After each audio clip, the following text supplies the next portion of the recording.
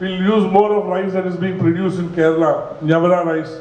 Even though it's a slightly bit more expensive, but then we said that we will make that difference so that we reduce our carbon footprint. What do you mean by local food? Anybody? What do you understand by local food? What is local food for you? Anybody?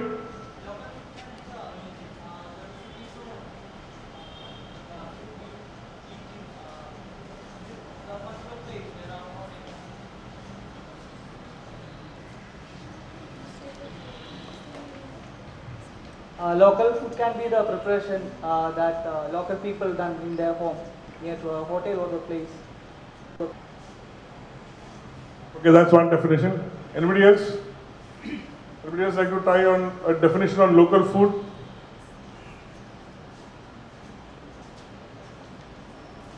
Maybe your mothers will be able to tell you. What did you have when you were children?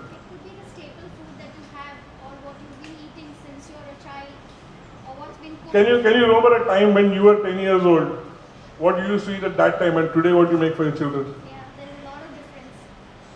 Like how? When we were kids, we used to have dal, chawal, roti, vegetables. And now we used to have a lot of dal, chawal, roti, vegetables. And now since we've been exposed and kids are exposed, they want to have pasta, burgers, pizza. That's a lot of difference. Thank you very much. That makes a lot of difference. Believe me, it makes a lot of difference. Anybody else? I saw one more hand going up. Yeah.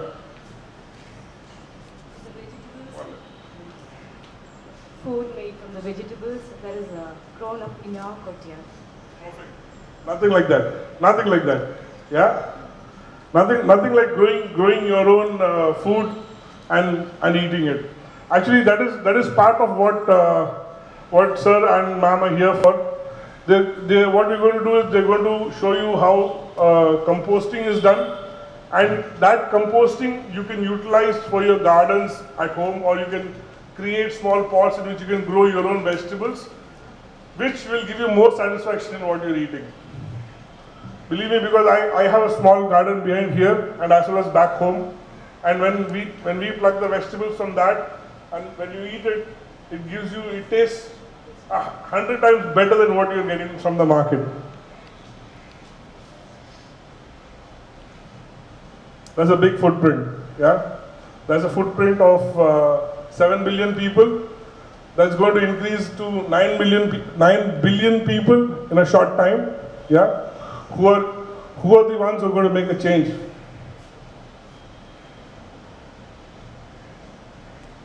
You can see India is pretty much, yeah, right over there. That's our, maybe the third or the fourth largest country or the largest footprint that you can see in the global carbon footprint. Now I'd like to talk to you about Brunton. What exactly is it that we are doing here? This is something that we believe in. We believe in local food. When I say local food, what we believe is, we believe in taking traditional recipes from households, from other sources, and we, to the extent that some of our dishes we make in brass vessels, like they used to do previously, and instead of putting it through the pressure cooker, we slow cook the dishes. Slow cook the dishes in the sense we cook it for 3, 4, or 5 hours, so on a slow heat, so all the nutrients of the food remain in the food itself and they don't go anywhere else. So for example, a fish curry that will be made would take about an hour or an hour and a half for us to cook. And we cook that previously so that because a guest at that point of time cannot wait for an hour and a half for the fish curry. So we make that in advance, and that's what we give the guest. I believe it makes a difference.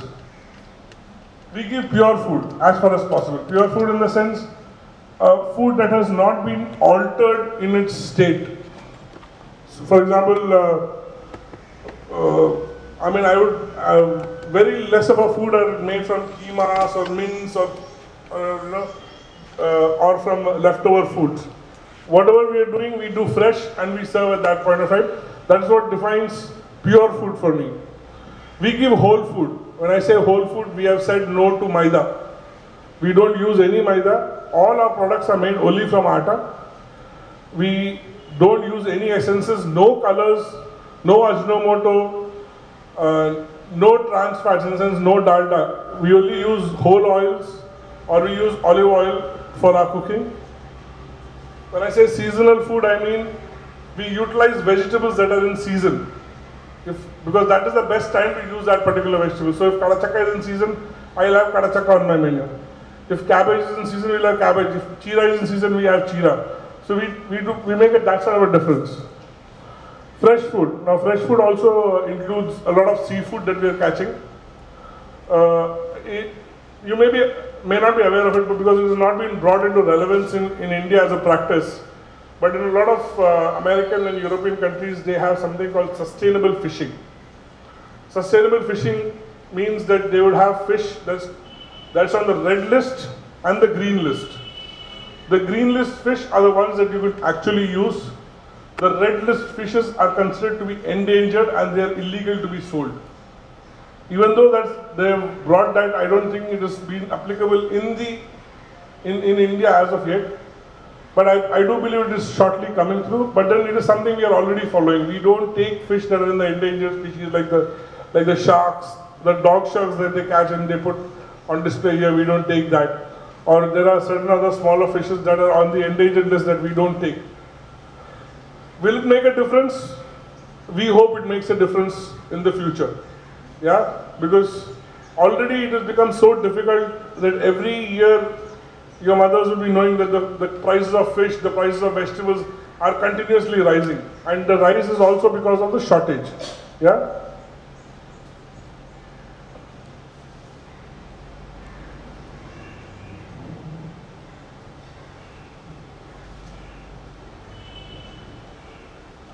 This is an example of local food of that we serve. 3 varieties of rasam. Yeah. The fish we have used here is mullet. The mullet fish is, it's called, the name of the dish is tutuli mean. It is using mullet fish, which is available plenty in the market, as well as in the waters behind here.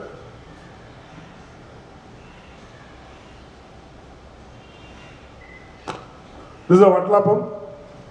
This doesn't use any sugar. We utilize jaggery and coconut milk to make this. Yeah. Again, this is a mutton curry that we serve. Yeah. Again, the mutton curry, what we do is we don't procure it from outside. The piece of mutton is procured from the local butcher itself. And which is one thing he has got in plenty here, which nobody uses much. We are just using only the legs. We don't take any other part. This is a small dish that we made with egg, bread. Again, the bread is made from whole wheat, red spinach, and egg. I know, kodappan. Any Malayalis here, they would know this. It's a simple dish, but got a lot of value. It has got banana flowers in it, it's got small beans in it. I know none of the children would like to eat it, but yeah. But when you serve it to a guest, believe me, they see the value in it. But we find it so difficult because it's like we have our eyes and we have our hands. Yeah. Tomorrow, if you do not have your eye, you will know the difficulty of it. But we have these things available in our backyard. But we refuse to see them as good things. You would rather have a pasta. Yeah? How can you green your home? I mean, when we got to Sir's house, I mean, the first thing he took out and he showed us one big pot of a tree, beautiful tree, made with the compost. I'm not saying all of you do that. But all of you can make small differences. I mean, this difference can be as small as switching off a light or switching off a fan, yeah, or not wasting food, yeah. These are all small things that we can do. And of course, yes, let us all, think of what we are taking and what we are eating, and promise to be more, or how can I say, promise to be more discerning when we are taking our food and eating it. Yeah. As a final thought, I'll leave you with a picture of some vegetables. Yeah.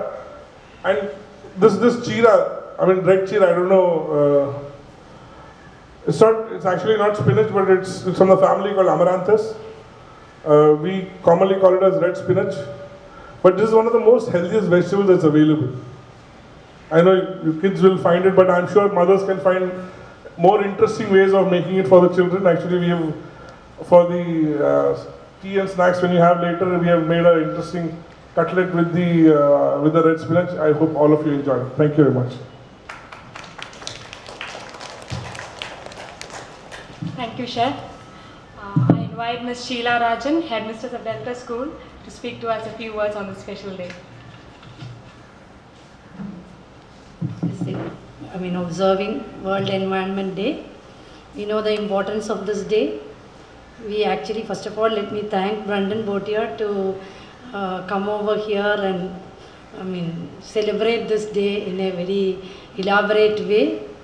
And at present in Cochin, we are finding a lot of difficulty in disposing the waste. That is why when our general manager from Brunton Boatyard approached us and invited us to come and attend this program, we were so happy, and that is why we were happy to come here and attend this program. And I hope it is going to give us an enlightenment about our children will get an idea about how to dispose the waste and how to eat good food and not waste our food. And I hope it's going to make us all the parents also, I feel they are also going to get an enlightenment. They will try to do as these Pelican Laboratory or other movie people, whatever, we are waiting for their talk only. So I am not wasting much of my time. Thank you. Now, waste management is a rising issue that is faced in this modern era. We have Dr. Priya Rao, Director of Pelican Bio Tech and Chemical Labs Private Limited, to speak to us on the practical solutions of waste management. Thank you. I should really thank Mr. Shenoy for inviting me here. And I'm actually, very jealous of you all. You know why? Because, when I was your age, I never got any chance to, celebrate World Environment Day or be a part of a group who's so actively involved in these type of activities. So I think you're all very, very lucky. Let's give a big hand to celebrate World Environment Day. First, okay? So I would, I'm actually very happy to be with Mr. Krishna's Menon, who is one of our valued customers working with wet waste management in Cochin.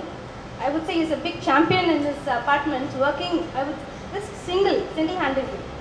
I have one of my R&D staff, Ms. Anu John, who's also involved in creating these products. Okay, now I'll tell you about Pelican Bio Tech. We are a company which is DSA recognized lab, and we have funds from the Department of Biotechnology to work exclusively on waste management. Now at Pelican, we don't believe in a concept called waste, because we have a waste-free zone. Wherever you have a waste, we convert it into value-added products. Now, waste is something that, can you define waste now? Can you just define the word waste?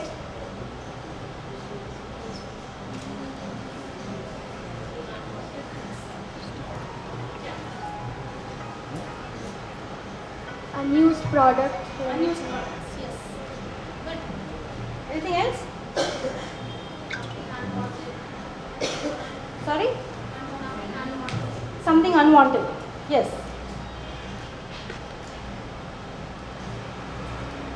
Okay, so at Pelican what we feel is, a waste is something that you don't know how to use it. That's why you call it a waste. But if you knew how to use it, you wouldn't be calling it a waste. Right, so at Pelican, if you give us a waste, we would convert it into some value-added product. Now, we are working on industrial waste, we are working on a product called chitosan from prawn shell. We are also working on koi pit products. We have converted koi pit into a composting agent called Composol, about which I will tell you about and make a demonstration here. Using our Composol, we have Mr. Krishna Menon, who's actually, I would say, made his whole apartment green and so beautiful. Okay, I'll go ahead with my talk now. This particular project of ours is being funded by the Department of Biotechnology, the Government of India project. Okay, now I'm showing you something here which is not a very unfamiliar sight, right? All of you know what it is. What is it? Waste, dumped waste, right? So it's a very, very common sight. I just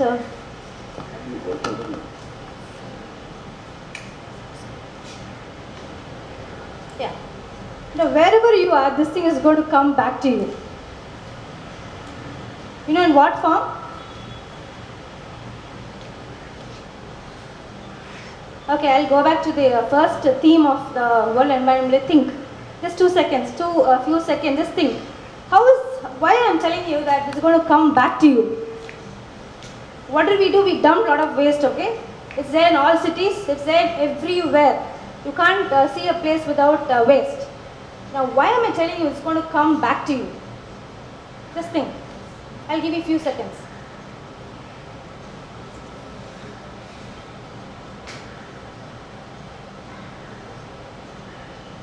Anybody can tell me?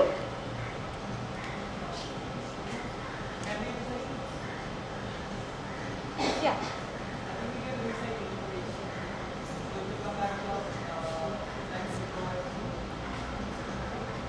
Okay, that's one way. That is with the waste. If you recycle, it will come back to you. Okay, that's one way of looking at it. Very optimistic person. What's your name? Manu. Okay. Good. Anything else?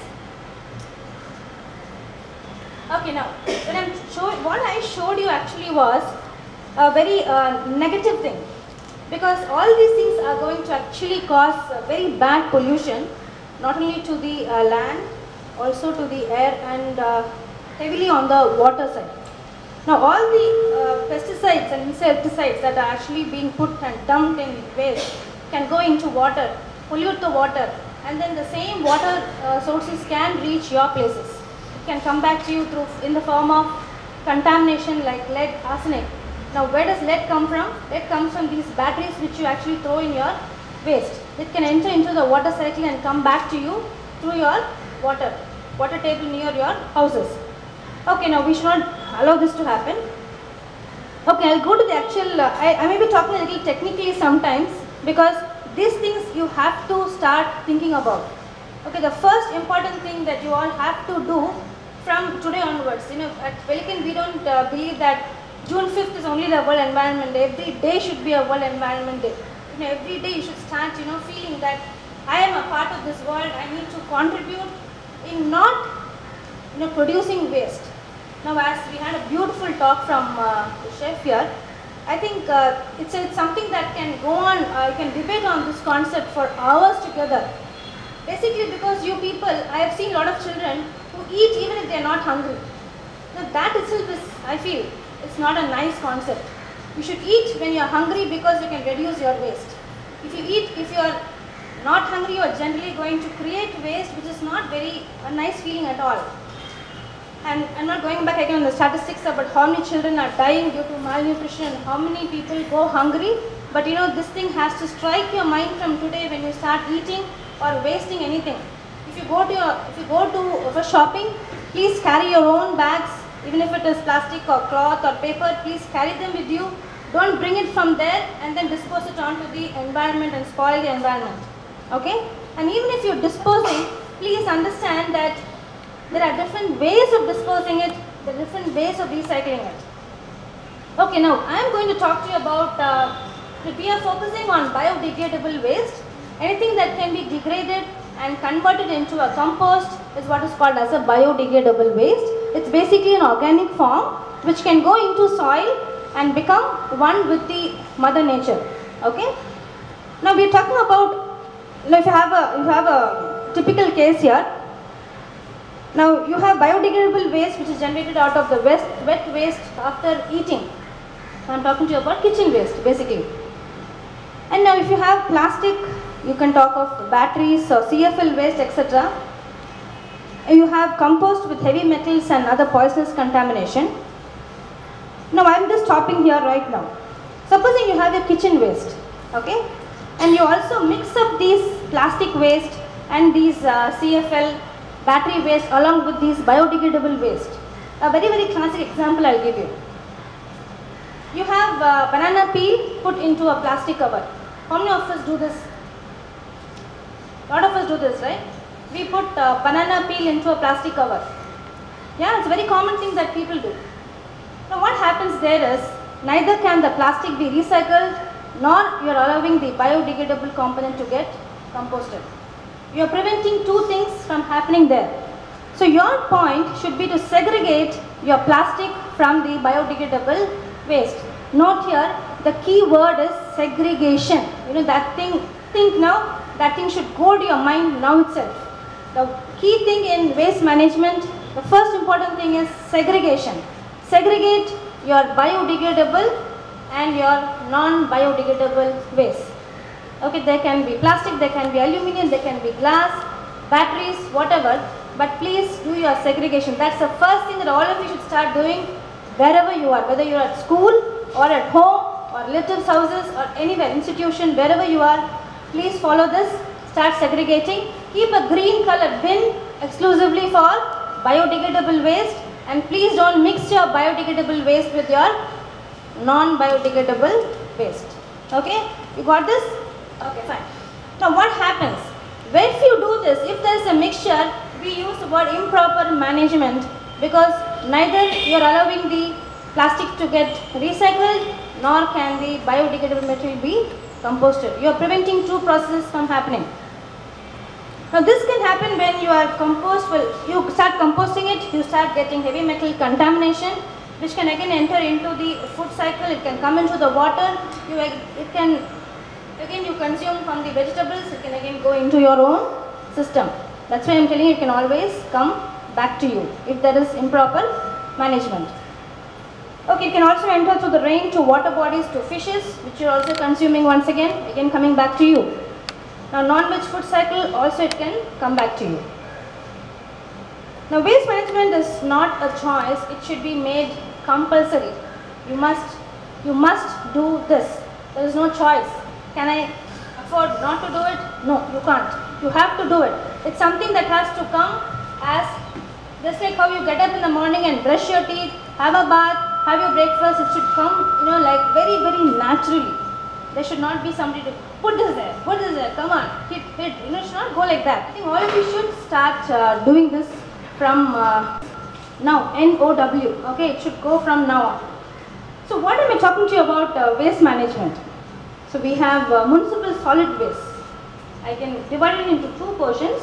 One is the clean organic matter, which can go in for advanced composting and can give you beautiful compost which can be used for in agricultural inputs. Inorganic material which is normally used in landfills. We also have the plastic metals and glasses which can be recycled.